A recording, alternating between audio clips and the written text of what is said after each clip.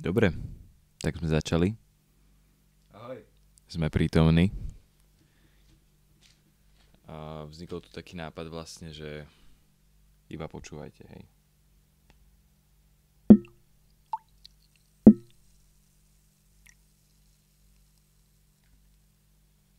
Neviem, ako to moc bolo. Počuli, sa dozvieme, či ja vypnutý mikrofón.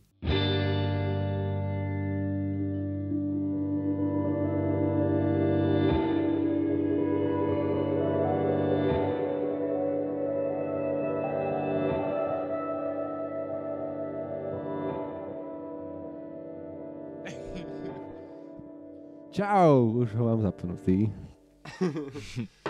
No dobre, Matúš, vítaj pri úplne prvej epizóde podcastu Extatika. Vítam aj ja teba, Matúš. Ako sa cítiš dneska? Cítim sa dneska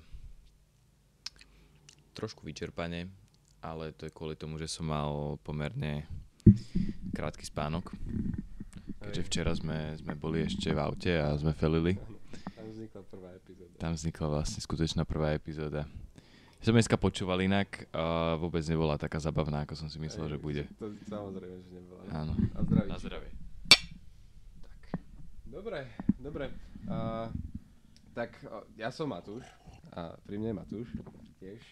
A dneska by sme asi radi nejako uviedli celý podcast a možno našu nejakú spoločný vzťah, hej, že kto sme, čo sme a čo to znamená my dvaja, hej, čo to znamená Extatika. Ja by som sa ťa teda možno opýtal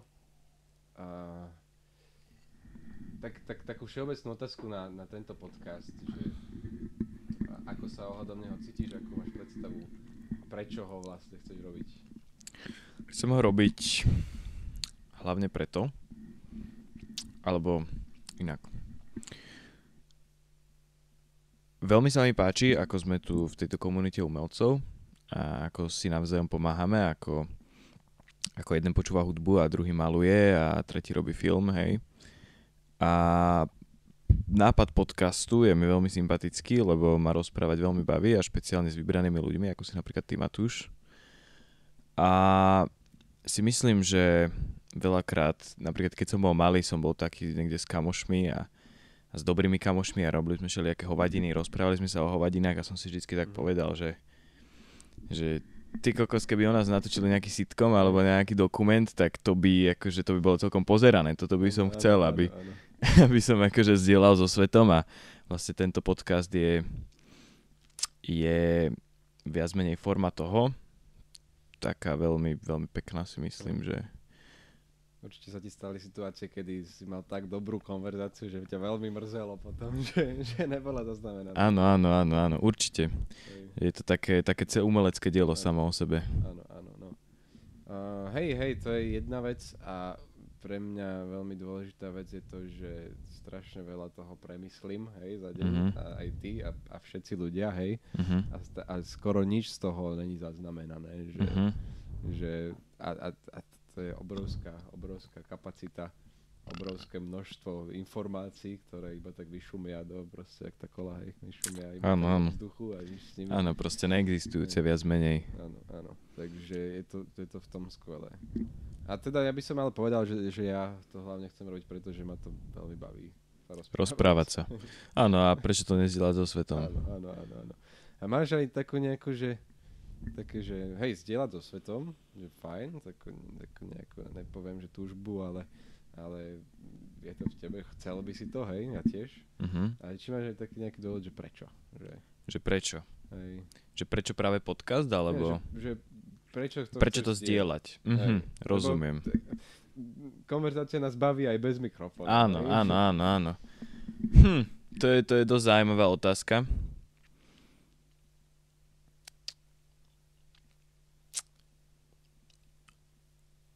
Ja by som možno povedal, že možno ako iná umelecká činnosť, že keď napríklad nakreslíš nejaký obraz, tak síce ťa to hrozne baví, kresliť ten obraz, užívaš si proces a potom nakoniec, keď je hotový, tak môžeš byť aj ty sám na ňo hrdý, ale veľakrát ho chceš aj zdieľať so svetom. Áno. A vlastne, aby sa na ňo mohli pozrieť ostatní a nájsť si na ňom to svoje, keď tak aj nejak oceniť toho umelca, že možno určite aj z nejakého egoistického dôvodu. A viac menej z dôvodov, prečo by som chcel svetu ukázať akékoľvek iné umenie. Okay. A teda jeden z tých dôvodov je egoistický, hej? Že sa ti páči, keď ťa ľudia ocenia. Áno. Keď niekto tú tvoju prácu, aspoň vznikne potenciál na ocenenie tvojej práce. Áno. Že to niekomu áno, ukážeš. Súhlasím. A teda druhý ten dôvod je taký altruistický, hej, že taký všeobecný, že možno to niekomu niečo dá, hej. Si niekto užije, možno to niekomu spôsobí nejakú pozitívnu odozvu. Áno, určite. OK. Ty to máš nejak podobne, alebo celkom inak? Áno, hej, samozrejme. Ja akože ja podcast mám v hlave už veľmi dlho a veľmi dlho som to chcel robiť a spočiatku dosť prevládala aj motivácia typu zarobiť peniaze. Jasné, rozumiem. Že nie podcast je fakt taká, podcasty sú trendy, hej, po svojej dobe. Už tá vlna trošku odišla, lebo už to robia všetci. Hej. Áno, vlastne ten Matúš, Joe Rogan s tým prišiel. Vezme, on to tak popularizoval, aj Game of Thrones popularizovalo proste streamovacie networks. Hej. Tak. Ale tú ambíciu už asi úplne nemám. Neviem, tak ja sa snažím, však vieš, dobre, sme sa rozprávali viackrát, že sa snažím nejako tieto ambície, povedzme nejaké materialistické, hej, že čo sa týka peniaze, sláva a tieto rôzne nejaké chtíče sa snažím nejako utlmovať, tak aj toto s týmto sa mi to nejako podarilo. Rozumiem. A to je práca na sebe, ktorú robíš už dlhšie, alebo skorej, že nejak posledný rok, alebo nejaké krátke časové obdobie? Myslíš konkrétne tento aspekt? Alebo? Konkrétne tento aspekt, že akoby, ako to nazvať? Si to nazval, že ako si to nazval? To potlačanie tých ambícií a potlačanie nie je úplne dobré slovo, by som povedal. Zbavovanie sa, áno. Zbavovanie sa akoby týchto nápadov, že chcem, aby proste z toho boli peniaze, aby som bol slávny, aby to malo nejaký zmysel vyslovene hlboký. Či toto robím už dlho? Áno. No, tak začal som to robiť, keď som si uvedomil, že väčšina mojich trápení plynie z tohto. Okay. Aj z toho, že si vytváram veľmi obsiahlý a veľmi krásny nejaký svet budúcnosti. Áno, nejaké predstavy. Presne tak a strašne veľa a potom tie predstavy sa navzájom vždycky klešovali, akože jedna vylučovala druhú a zároveň každá z tých predstav, oni boli také akože náročné na dosiahnutie, že na každú z tých predstav by som musel fakt veľa makať. Áno. A to ma trápilo, lebo som nemakal a vieš, že tak. Hej, a táto vec, o ktorej hovorím teraz, že všimol som si, že moje trápenie plynie z toho a toho, hej, konkrétne teda z tých veľkých ambícií a z nadmerného uvažovania nad budúcnosťou, alebo aj to, keď som sa ťa opýtal na otázku, že prečo vlastne chceš robiť ten podcast. Áno. Tak obidve to sú otázky, ktoré by sme mohli dať do nejakej kategórie seba poznávania, hej, a tak. A to je možno naša dnešná téma. Áno, seba poznávanie. Ako sme na to možno nabehli, kedy sme to začali prvýkrát uvedomovať, že existuje nejaké seba poznávanie, možno aké postupy pri tom používame. Spomenul by si tým, alebo si povedal, že kedy sme nejako si to všimli, že niečo existuje ako také. Spomenieš si, lebo taký prvý pekný moment príde, že asi v živote dieťaťa, kedy si uvedomí, že ja existujem. Existuje, ego sa zrodí. Áno. A či si niečo také dokážeš vybaviť? Ja si myslím, jednu vec si dokážem vybaviť a to je akoby prvý záblesk takej psychedelickej, filozofickej myšlienky, ktorá bola veľmi silne prežitá. A stávalo sa mi to pomerne často. Si pamätám špeciálne jednu, keď som sedel v aute, viac menej zaparkovaný pri mojom detkovi. Mama niečo vybavovala, ja som sedel v aute. A mne proste preblisla taká myšlienka hlavou, že On to bolo veľmi vizuálne vtedy, ale v slovách to bolo, že akoby taká veľmi existenciálna myšlienka, že ja som tu, existujem a jak je možné, že niečo ako ľudia a tie rôzne všetky vedomia a všetky proste bytosti ako ľudia, že vedomé, že proste existujú na tejto planéte. Tak to doslova akoby vyzeral ten obraz, čo sa mi vyjavil a tak som to aj prežíval, že prišlo mi to nepredstaviteľné, aká je to proste neskutočne malá pravdepodobnosť. OK, a koľko si mal rokov, lebo to znie ako veľmi filozoficky rozvinutá myšlienka. Mal som veľmi málo rokov, iba že problém bol v tom, že táto myšlienka akoby takto proste lusknutím bola a zrazu som zabudol, čo to bolo, iba viem, že to bolo strašne anglické slovo profound. By som na to použil. Ja profound prekladám ako hlboké. Hlboké. V takom tom... Áno, tak to myslím.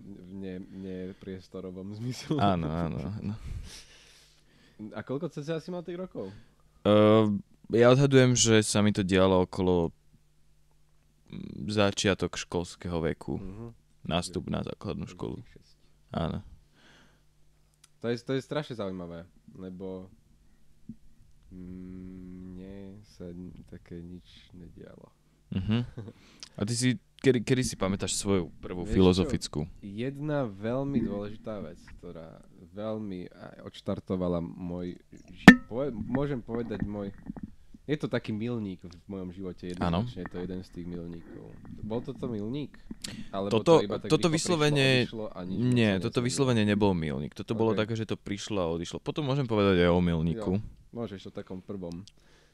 Ale poď ty. No ten môj bol už vysoko v školskom veku. Ja som bol asi 8, alebo tak si to predstavujem, že som bol 8. Áno. A ja som vtedy prechádzal obdobím, kedy vlastne moji rodičia sa začali rozchádzať, nejako, že som si začal uvedomovať, že nebudú navždy spolu, pravdepodobne a tieto veci. A ja som bol z toho dosť smutný. Ten smutok bol taký divný, lebo ja ako keby som ho neprežíval navonok. Áno. Ani že súkromí, hej. Ja som bol veľmi smutný, ale navonok som bol v pohode. Aj sám pred sebou, hej. OK. A no potom som išiel zo školy, tuto v Modre, a išiel som pešo, išiel som domov, bol som sám. Áno. A prišla aj myšlienka, že prečo som smutný, keď nemusím byť smutný. Áno. A prečo nejakým spôsobom nechávam tie emócie ma ovplyvňovať, aj keď ich môžem mať pod kontrolou. Prečo ja nepoviem tomu smutku, že stop, hej, prečo ho nechám mi robiť bordel a nepríjemnosti v hlave, keď sa to deje v mojej hlave, ktorá je moja hlava, s ktorou mám ja kontrolu. Áno. A vtedy som začal pracovať na nejakej intelektuálnej kontrole nad svojim celým bytím a hlavne nad emočným stavom. A verím, že som bol dosť úspešný. Bol to taký stoický quest, že zbaviť sa vášni. A to sa mi aj podarilo, viac menej. Zbavil som sa negatívnych, zbavil som sa ale aj pozitívnych. A príbeh potom pokračuje. a toto bola asi taká prvá, na ktorú si spomínam. Dovtedy mám pocit, že som bol skôr dieťa alebo človek, ktorý iba nejako išiel po vetre. Mne prišlo veľmi zaujímavé, že si sa na základe tejto myšlienky rozhodol aj konať, hej, tú vnútornú prácu. Lebo ja keď si spomeniem na moje tieto myšlienky, tak väčšinou to bolo, že som ich nehal tam, kde sú. Som sa možno na nich pozeral, že sú zaujímavé, ale nemal som akoby odvahu, alebo možno mi ani neprišlo na že na základe nich konať vyslovene. Ja neviem, či konanie je dobré slovo, lebo ja mám skôr pocit, že ono sa to dialo samé. OK. Že ja som iba spravil rozhodnutie. Okay. Ja som si preprogramoval Čiže si to proste exportol a nechal si to na automatiku. Nech sa exportuje a dorobí. Ja som si preprogramoval mysel v momente a ona už začala pracovať. OK, rozumiem. A to sa mi deje so všetkými, hej, že so všetkou, ty si aj povedal, že odkedy si začal pracovať na seba, alebo hej, že pracuješ na tom už dlho, ale to není úplne, že práca, lebo všetko je to automatika, všetko je to bez potreby môjho vedomia, môjho vedomia. Rozumiem. A máš akoby pocit, že nejakú prácu tam musíš robiť, nie to na základe toho rozhodnutia, či? No... Že to rozhodnutie vyžaduje viac menej jedinú prácu. No áno. Áno, že musíš to nejako pripraviť, to rozhodnutie a nejak sa s ním proste zosobniť, že... A akoby máš pocit, že tento viac menej skill, že sa ti vylepšuje odvtedy, čo si to prvýkrát použil? No ja mám tiež pocit, že to rozhodnutie ako keby prichádza viac menej samo. S tým, že ja som teraz nesedím teraz na posteli v meditácii s tým, že pripravujem sa na rozhodnutie o zmene môjho myslenia, hej, že tak to funguje. To je skôr tak, že ako keby sa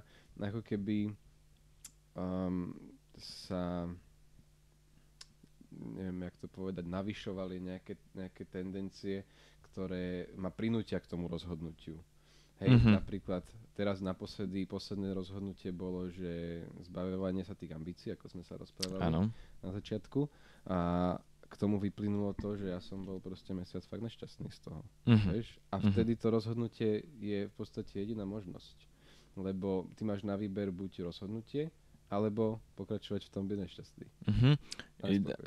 Ja mám pocit, že ja by som napríklad toto nedokázal. Ja keď som nešťastný, tak som v tom skrátka utopený a síce si môžeme filozoficky, dajme tomu, výjsť nejaké rozhodnutie, ktoré by bolo ako riešením, ale tak akoby takýto automatický proces, ako o ktorom hovoríš, ty sa mi neudeje.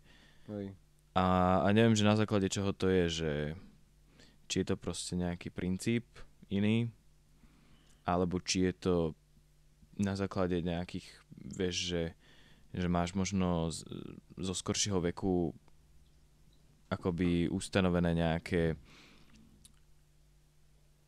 nejaké iné proste akoby prapôvody, čo viac menej definujú, že vlastne toto sa ti deje. Vieš, akoby čo chcem povedať? Áno. Že možno aj týmto je, že sú akoby rôzne takéto funkcie, ktoré sú u rôznych ľudí rôzne. Jednoduchosti, že sme jednoducho rôzni ľudia. Áno. To je určite to dôvod. Hej, ale podľa mňa je to dôvod, ktorý by sa dal rozdrobiť na drobnejšie. A mohol by si pozrieť, čo konkrétne, ktorá konkrétne vlastnosť je rozdielna, kde konkrétne tá vlastnosť začala, hej, kde som si ju vyvinul, ale to je fakt veľa, toto je už práca, hej. Kedy si robíš takú viac menej sám sebe terapiu, hej. Kedy vedieš dialog v myšlienkach, alebo iba monológ, alebo iba smeruješ tie myšlienky niekam a smeruješ ich k porozumeniu na nejakej veci. To robím. To robím a nestáva sa mi, že by som to robil, takže teraz to idem spraviť. Skôr sa mi to stane. Spontánne. Hej, spontánne. A nerobím to vôbec tak veľa. No, ja mám, podľa mňa veľa hrá viera v tom u mňa. Viera.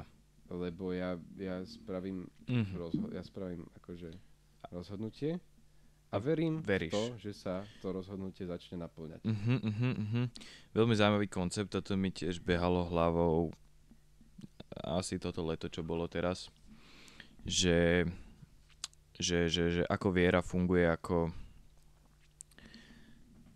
proste ako reálna pomôcka, že ako nástroj, že není to niečo také abstraktné, že viera, že teraz verím a ono to proste niekde je, ale ako používať napríklad vieru k dosahovaní cieľov, že vlastne, že tá viera naozaj môže byť silnejšia a slabšia a keď je tá viera dostatočne silná, tak to proste, že môže byť použité ako veľmi schopný nástroj. Áno. Mne teraz Denny, moja priateľka, mi hovorila o jednej slečne, ktorú stretla a ktorá bola naozaj presvedčená kresťanka. Ja by som povedal, že v dobrom. Že nie je taká... No, ja som ju nestretol sám osobne. Áno. Ale taká nejaká taká presvedčajúca a taká nejaká nevrlá na ľudí, ktorí to nezdieľajú, hej, a takže to nebola. ale tá viera jej prinášala taký pokoj a takú istotu do života, Áno. že akýkoľvek prišiel problém, ona jednoducho má hlboké presvedčenie, že Ježiš to vyrieši, že Boh to vyrieši, že je to súčasť Božieho plánu. Áno. Boh ma miluje, to znamená, že mi chce dobre, takže vlastne to, čo sa mi deje, je pozitívne. Áno.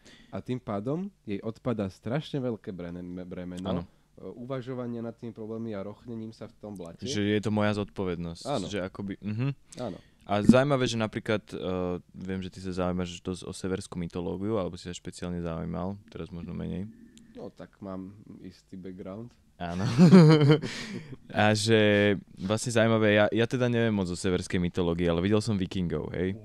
A tam som mal taký dojem, že tí Vikingovia žili viac menej tiež takým, veľmi akože uznávali taký fatalizmus, hej, že proste, že osud je už napísaný a že viac menej to je, ak nie ten istý princíp, tak veľmi podobný tomu kresťanskému, ale úplne proste iný, viacej taký brutálny, viacej drsný, akoby tá odvratená strana, ale stále rovnaká. Áno. A toto je asi celkovo tá istota a viera v osud. Ešte k tomu, keď to je tam, jak to mala tá slečna, keď to je viera v nejaký pozitívny osud, tak ti naozaj ťa odľahčí o strašne veľký počet myšlienok, ktoré by sa ináč nad tým zamýšľali, že prečo sa mi to deje a čo s tým mám robiť. Ale nemáš pocit, že niekedy tie myšlienky také, čo berú zodpovednosť, akoby, že bereš zodpovednosť sám za seba, neveríš v osud, máš tie myšlienky, že tým pádom si akoby sám sebe nahováraš, že si sofistikovanejší ako tí jednoduchší ľudia, ktorí majú menej myšlienok, pretože majú tú vieru, hej, že možno je to taká egovec, že akoby, že vedomie si honí na tom, že má proste tie sofistikované, logické, komplikované, veľakrát temné myšlienky. Áno, súhlasím. S tým, že ja si myslím, že aj opačný, akože opačná pozícia. Jasné, rozumiem. Alebo pozícia viery, ktorá by teda bola, že osud neexistuje, som sám sebe pánom, všetko, čo sa deje, mám vo svojich rukách. A úplne vyhrotená, úplne radikálne takáto pozícia je, že úplne všetko mám vo svojich rukách. To znamená, že ja ovplyvňujem globálnu situáciu. Ja ovplyvňujem úplne všetko. Hej? Minimálne v mojom živote. Hej? To znamená, že ja dokážem sám vlastnou schopnosťou predísť všetkým negatívam a sám vlastnou schopnosťou viem si priniesť čokoľvek, si spomeniem. Hej? Čokoľvek. To je princíp mágie, základný princíp mágie podľa mňa. Okay. A preto je možno magia často, možno aj v minulosti bola spájana so satanizmom, alebo akoby antitéze kresťanstva. Satanizmus je tiež o tom. Áno. No a tam je zase, ale tam tiež tkvie istota vo vlastnej schopnosti a v to, že ja... Stále je to viera. Áno. A stále je to viera v pozitívnu budúcnosť. Áno. Veľmi zaujímavé. Áno. Veľmi zaujímavé. Toto mi pripomenulo myšlienku, nad ktorou som sa zamýšľal nedávno tiež.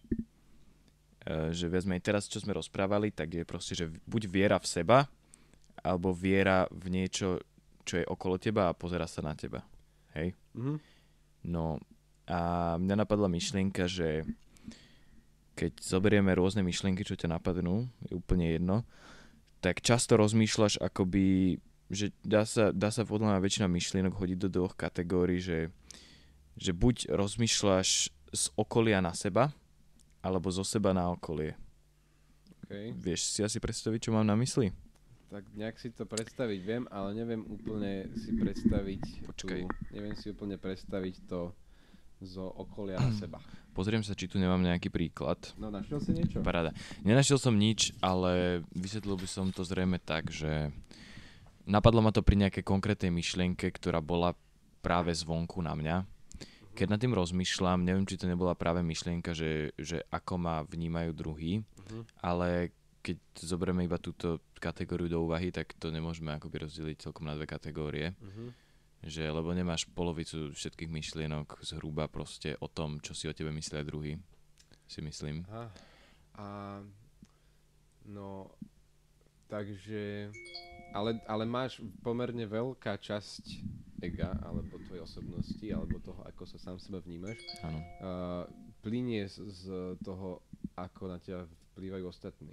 Hej, že ty si neustále ovplyvňovaný všetkými ľuďmi naokolo a oni neustále ako keby okresávajú tú osobnosť. Aj ty okresávaš. Určite.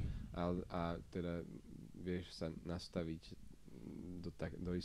vieš sa nastaviť do pozície, kedy ťa ostatní okresávajú čo najmenej. Určite. Alebo naopak, kedy ťa okresávajú čo najviac.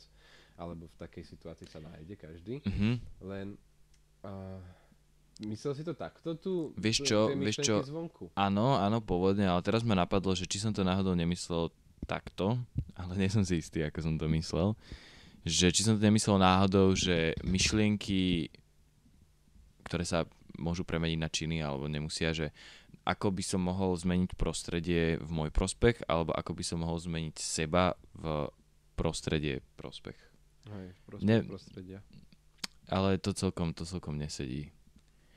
Neviem už presne, ako to bolo, skrátka, bola to taká myšlienka, akoby, že dve kategórie myšlienok, že pohľad zo seba na svet a zo sveta na seba. A neviem už presne prečo. Len aj tá myšlienka zo sveta na seba je aspoň teda, to je jediný spôsob, akým si to viem predstaviť, je myšlienka zo mňa, ako si predstavujem zo sveta na seba.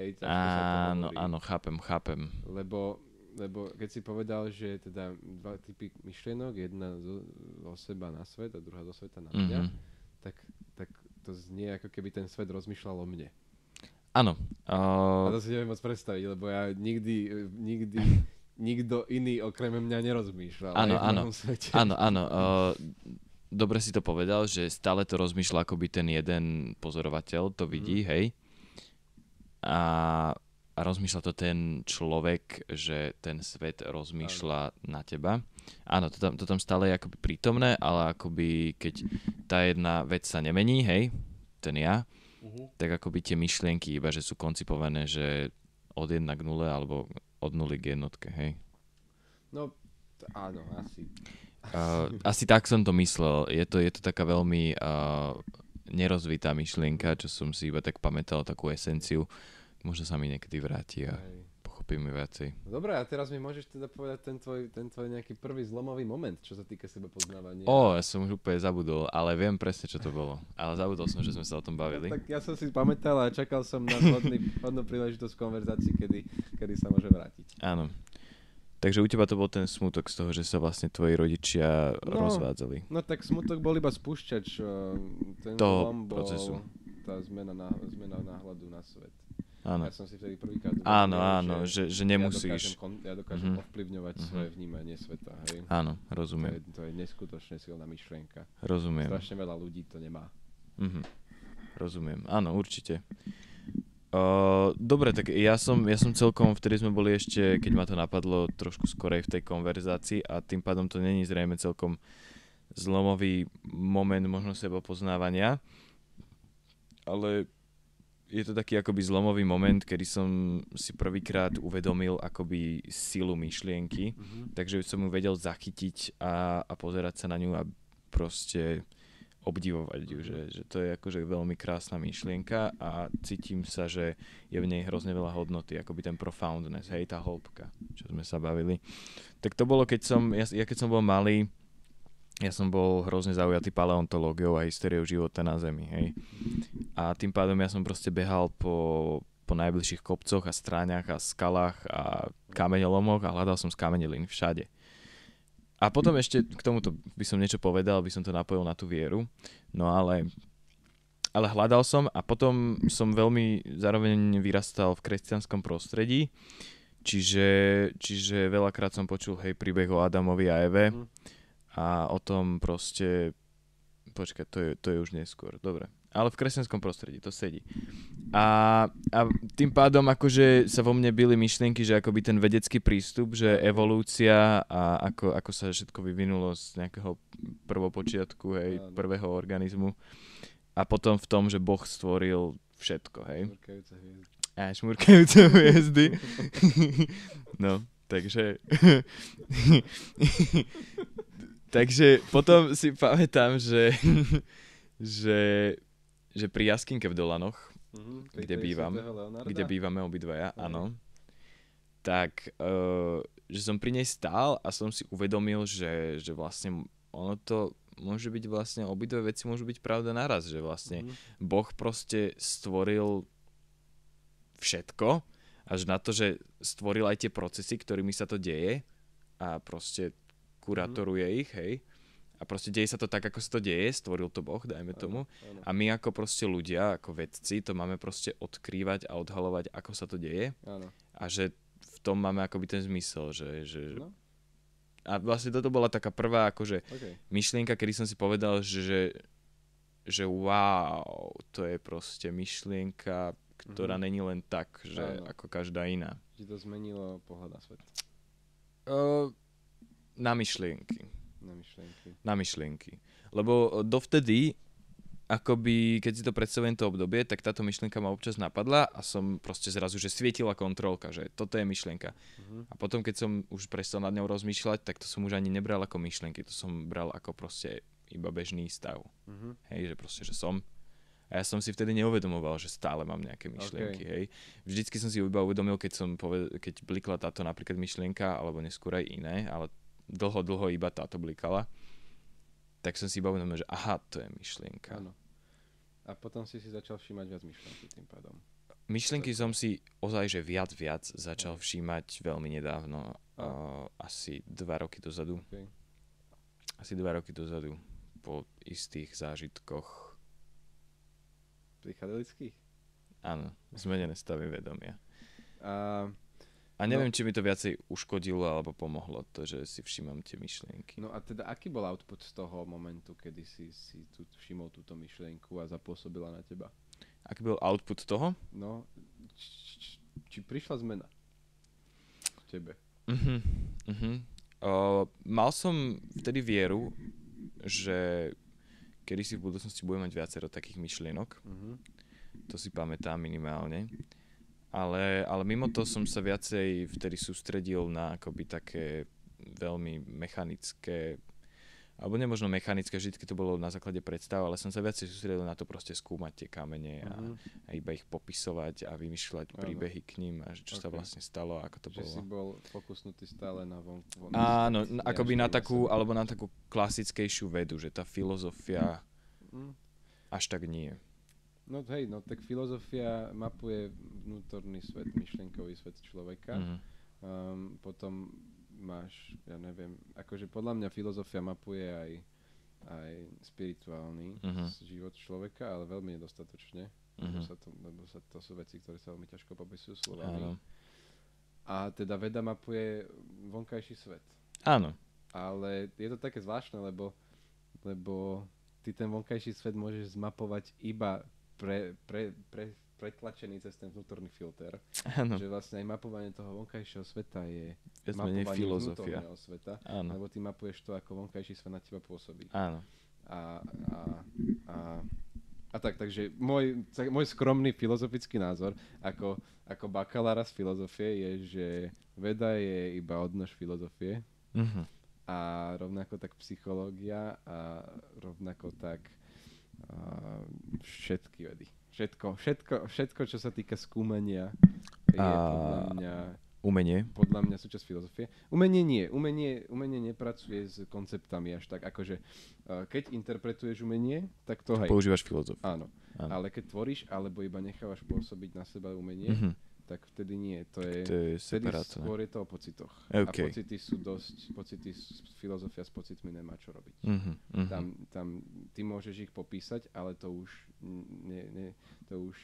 nepracuješ s pocitmi úplne, to už skôr pracuješ zase s tými myšlienkami, čo ti tie pocity Áno, rozumiem. Pocity sa podľa mňa skúmať Pocity nedajú. Iba prežívaním pocitov ich vieš skúmať, vieš si zapamätať, aký to bol pocit, potom ho vieš porovnať s ostatnými pocitmi a robiť si takú nejakú pocitovú mapu, ktorá je založená čisto na pocitoch. Takže sa nedá vysvetliť. Ja rozumiem, a to je veľmi krásne napríklad na tom umení, že to je viac menej zdieľanie pocitov, hej? Áno, určite. Komunikácia pocitov, to je super. Hej. No, ak môžem, tak potom prišiel ďalší zlomový moment. Rozprávame sa teraz o umení náhodou. Áno. Ja som začal nejakým spôsobom ovplyvňovať svoje vedomie a smerom k, povedzme, nejakej všeobecnej spokojnosti, ale stále chýbala ako keby tomu svetu farba. Hej? Okay. Čo znamená, že ja som teraz začal som niektoré veci ako keby ignorovať, hlavne tie nepríjemné pocity, ale vôbec som nebol ešte na ceste, povedzme, takého spoznávania a seba spoznávania aj spoznávania sveta. Mňa vtedy v podstate nič nezaujímalo. A zaujímalo ma iba to, že či môžem byť šťastnejší. Okay. Ale nezaujímalo ma to, že aký kto som, ani ma nezaujímalo, že aký je svet, čo mi má čo ponúknuť, hej, a ako viem žiť plnohodnotnejší život. To sú veci, ktoré ma nezaujímali. A rovnako tak umenie na mňa vôbec nepôsobilo. Okay. Čo na mňa pôsobilo, boli knihy, ktoré som čítal od malička. A filmy? Ale to bolo, že myslím si, že to nebolo veľmi pocitové nikdy. Bolo to skôr ako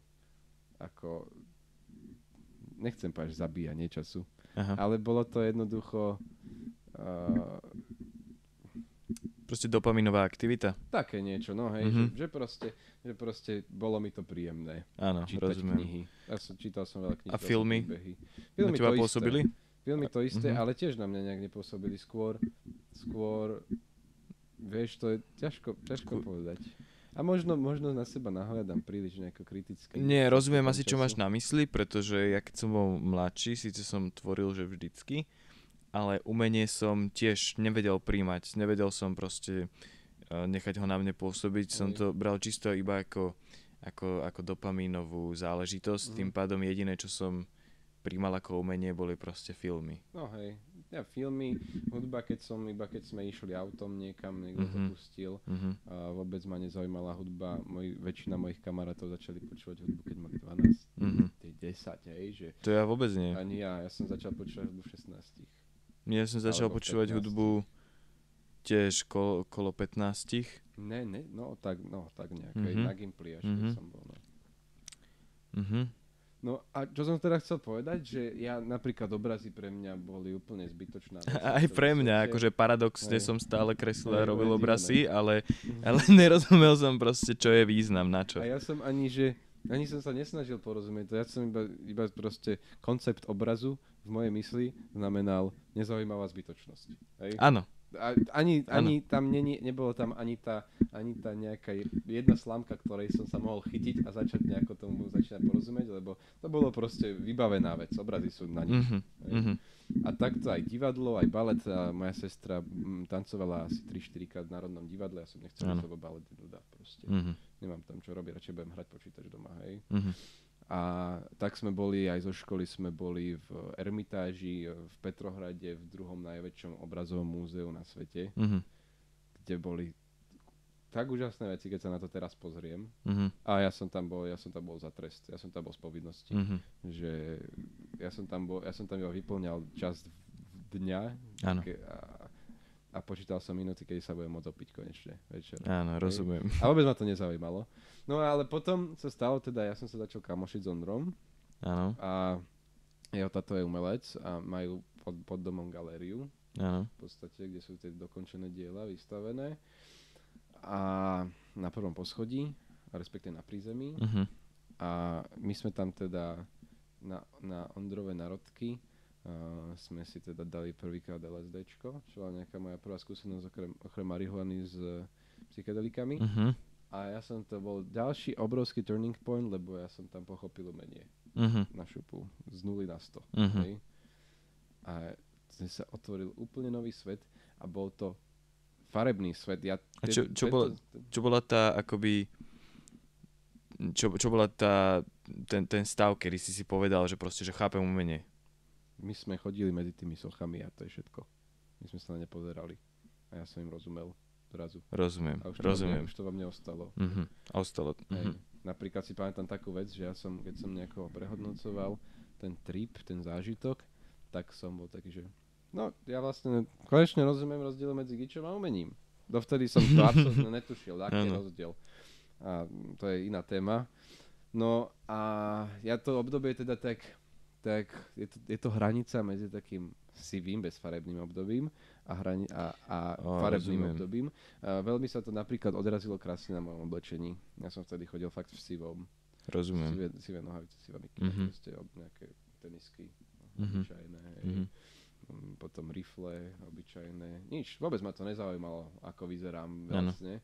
A potom som proste začal chodiť do sekáčov, kúpať si farebné košele, farebné všetko. Áno. Zaujímavé veci, hej? Ano. Veci, ktoré sa mi páčili. Dovtedy, častokrát som ani nevedel, čo sa mi páči, vieš, keď sme išli s mamkou si kúpiť nejaké oblečenie, vyberali sme a ja som, vieš, dobre. Áno, rozumiem. Takže to bol taký druhý zlom a kľudne na to zareaguj a ak nie, tak kľudne môžeš možno nejaký tvoj ďalší zlom. Celkom sa mi páči táto linka. Táto linka zlomov. Hej, ako taký názorná ukážka seba poznávania praxi. Áno. Ja by som sa ťa ešte opýtal, že si mal to sivé obdobie a potom si mal zrazu farebné obdobie. Mohol by si to aj povedať tak, že akoby také zaspaté obdobie a že zrazu si sa prebudil? No jednoznačne. Rozumiem, že zrazu sa akoby prebudili v tebe oči, ktoré vedia vidieť farby, hej? Vtedy boli iba nejaké nižšie verzie očí. Áno, dá sa povedať. Ja som otvoril nový level vnímania, vedomia. A to je nakoniec veľmi akože zázračná, obrovská vec, akože veľmi krásna, keď si zoberieš akoby celú tú situáciu a hodíš si ju proste do jedného veľkého komplexu v hlave, tak sa na to pozeráš, že wow, to je nádherné. A vystávajú otázky typu, ako rozsiahle to ešte je, kam až sa, koľko je tých levelov, aké sú, ako diametrálne odlišná a diametrálne oveľa hodnotnejšia alebo bohatšia môže tá moja skúsenosť byť. Áno. A to je neskutočné, lebo ty môžeš chodiť po svete a radovať sa z toho, že vidíš na zemi kamene. Hej. Áno. Alebo hoci čo iné. Áno, rozumiem. A potom sú tam tie ďalšie levely, ktoré zahrňajú lucidné snívanie a astrálne cestovanie. Ešte DEM, to je, nevieme, čo presne znamená. No, ktoré zahrňajú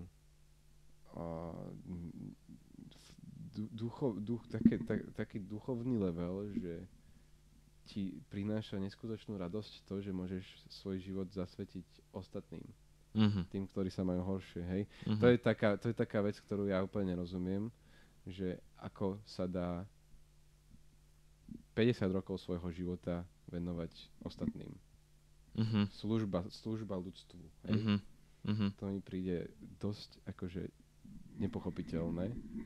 Ale aj a čo máš na mysli ako služba ľudstvu, že... No, mám na mysli asi konkrétne Budhu, ale tak robia to veľa ľudí. A častokrát sú to takíto nejakí mnísi, alebo neviem, Matka Teresa. Ja o nej neviem skoro nič. Áno. Ale teda má takú auru okolo seba, že zasvetila život o pomáhaní. Áno. A Buddha napríklad, no on bol sám za seba. On bol egoista, až dokým neprišlo osvietenie v podstate. A keď prišlo osvietenie, on si uvedomil, že on už nemá, aspoň tak to vnímam ja, to je moja interpretácia, že už nemá na sebe viac ako pracovať. Hej, sperfektnil sa. Áno. Tým pádom ide sperfektňovať všetkých ostatných. Lebo to je to jediné, čo mu ostávalo ako druhá možnosť. OK, rozumiem. Čo sa stalo? Stlačo, niečo. Ale nahrávame Baterky máme dosť. Dobre. A potom vlastne ako pomáhal, keď sa pýtaš, tak on pomáhal hlavne tak, že ľudí učil svoju metódu. Ako sa on stal neskutočne šťastným človekom a ako sa každý môže zbavovať postupne utrpenia a ľuďom sa to strašne páčilo a on bol ten, ktorému si mohol dojsť s akýmkoľvek problémom a on sa na teba celý čas usmieval, jak si mu to rozprával a potom ti s láskou dal proste najlepšiu radu, akú si kedy počul. Rozumiem. To je veľmi zaujímavé. Ja takto vôbec nič o Budhovi viac menej neviem. To je skvelé, to je jeho príbeh je úžasný. Je to do budúcna plán. A keby si chcel vedieť, aj vy všetci, tak veľmi odporúčam ako taký začiatok do života Budhu. Hermann Hesse Siddhartha kniha. To je úžasné. To je vec, ktorá Ondrovi zmenila život diametrálne a mne ho dosť ovplyvnila. A to je v podstate... On bol spisovateľ a básnik nemecký. Myslím, že žil rozpätí medzi vojnami, hej, že ja neviem, od nejakých, že sa mohol narodiť 1910 a zomrieť 1980, hej. A získal Nobelovku. Tie veci sú tak krásne, tie knihy. A tak je to. Ešte raz, ako to bolo, aby to všetci Hermann teda počuli? Hesse je autor a Siddhartha je meno knihy. Dobre. Tak to je super vlastne, že toto je napríklad jedna z tých... To by som bol veľmi rád, že toto je viac menej, čo sme sa bavili na začiatku o tom podcaste, že možno prináša aj nejaké hodnoty tým poslucháčom, že toto je možno taký priamy druh tej hodnoty, že nejaké odporúčanie. Áno, určite. To je super. Určite. No dobre, naspäť k téme. Chcel si niečo? Ja som niečo chcel, ale rozmýšľam čo. Rozprávali sme sa o zlomoch. Viem, ja som sa chcel trošku ešte vrátiť k tej téme viera, čo sme mali. Že jak som hľadal tie skameneliny a tak, ja som tak strašne veril akoby tej predstave o tom živote proste tých 200 miliónov rokov dozadu, že ako to tu asi vyzeralo. A ja som tak strašne veril, že tie skameneliny sú všade naokolo, že ja som doslova našiel proste skameneliny, kde by vôbec nemali byť. A veľa akože, čo som mal kameňov doma, boli hovadiny. Som mal jedno, čo som študoval, 3 roky som sa strávil študovaním toho. Lebo proste jeden kameň, ktorý som si myslel, že je vajce dinosaura. Ja som tam toho dinosaura v tom kameni našiel proste, ale on tam v skutočnosti nebol. A mám o tom ešte fotky a vyslovene tam bola proste lebka, bol tam chrbtica, dávalo to celé zmysel. Ale popri týchto všetkých objavoch, ktoré neboli naozajstné, som našiel napríklad na kostelíku, kde akože není žiaden zápis akože o tom, že by tam mali byť nejaké skameneliny, nejaké nálezisko známe. Tak som tam našiel napríklad s kamarátom takú skamenenú machovku, čo je vlastne taký morský organizmus, asi neviem, čo to presne, aká klasa, že či sú možno huby skorej. Neviem, proste machovka, je to viac menej taká morská, nie živočíšna vec. A ako viete, videli ste niekedy Nemo? Tak, ja som videl Nemo. Tak tam určite boli nejaké machovky tam na tom seabede.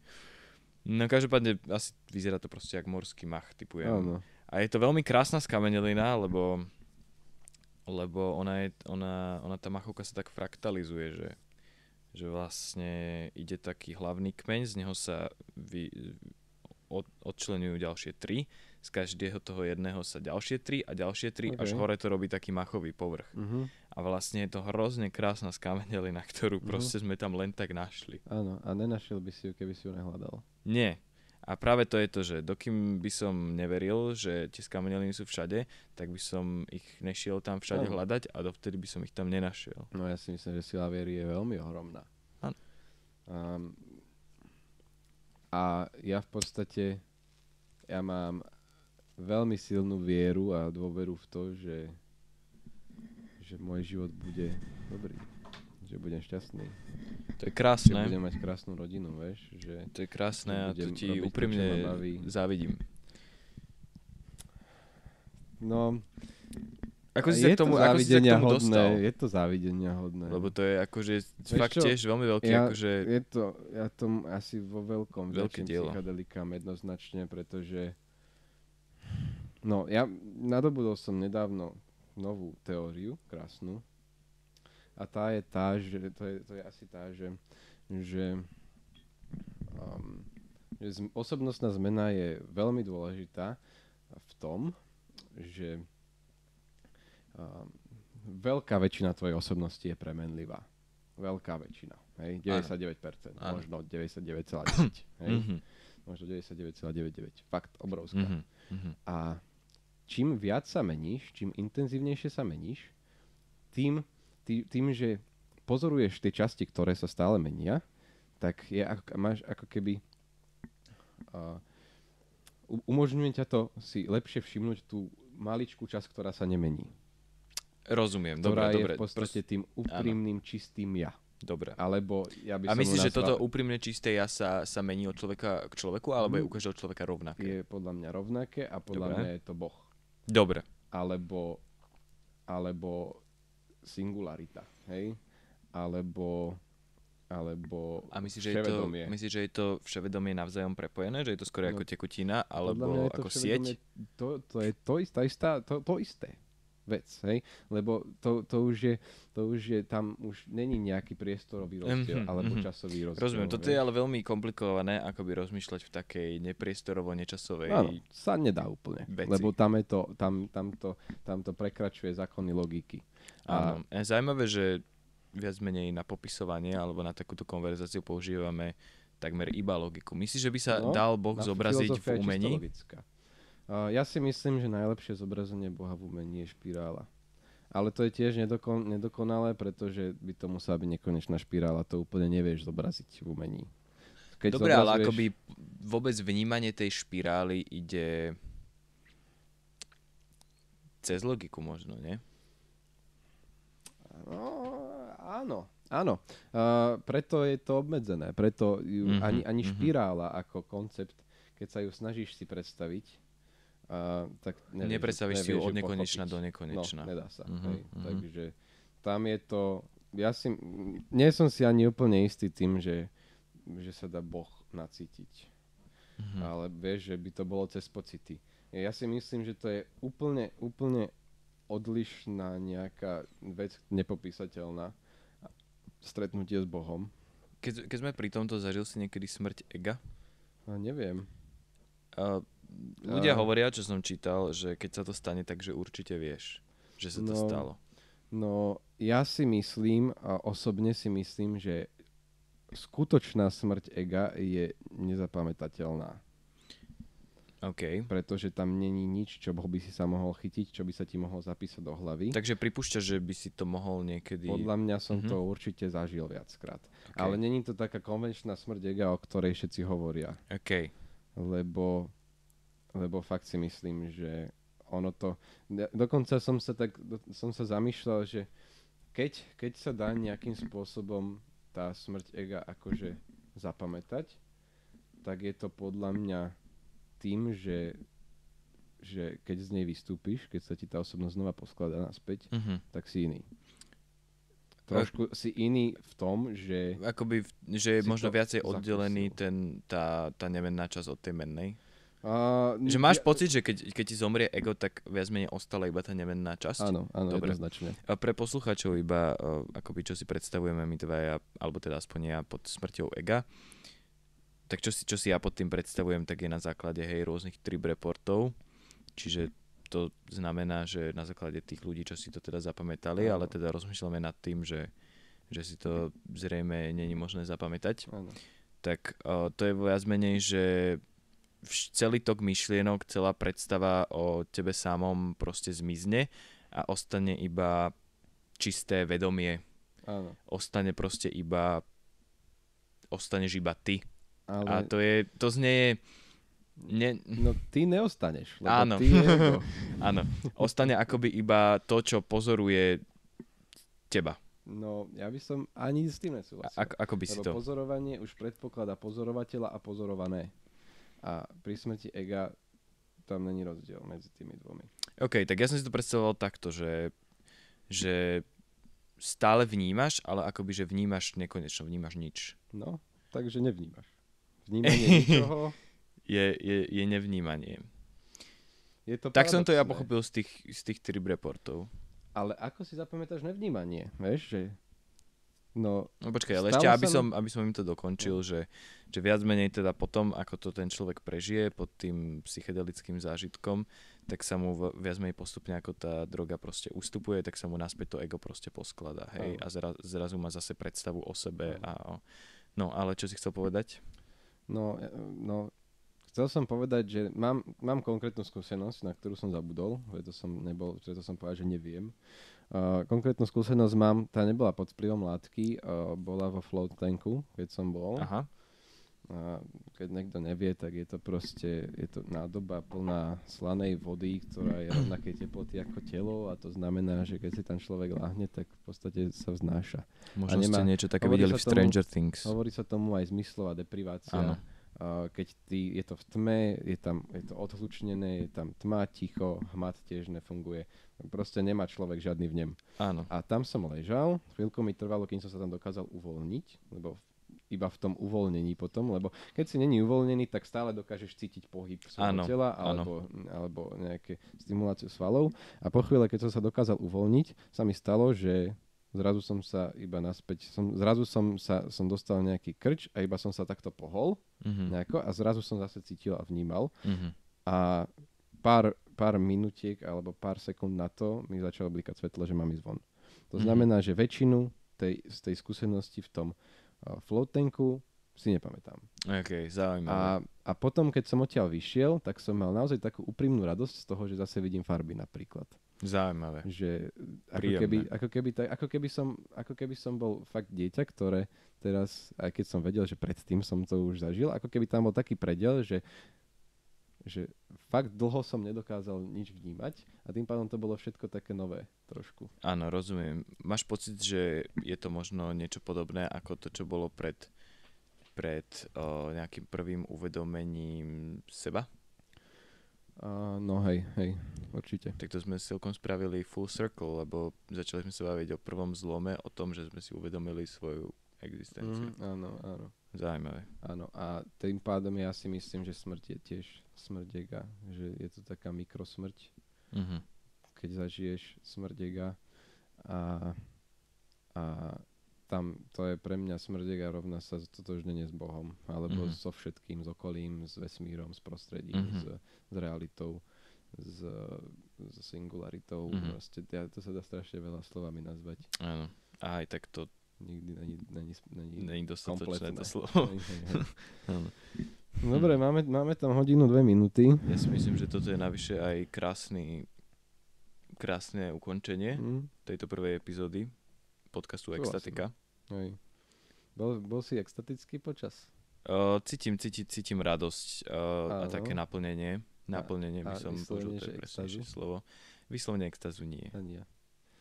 Ale tam sa dostaneme. Ale možno, hej, ale takú veľmi krátku. Ja by som skorej to popísal slovom, že naplnenie. No, také celkovo áno, ale ja napríklad, už si nepamätám, čo to bolo za tému, ale strašne som sa nadchol preto a bol som zase taký, fakt prišla taká vlna, ako keby od môjho hore, ktorá ma normálne až zvýchla zo stoličky, hej.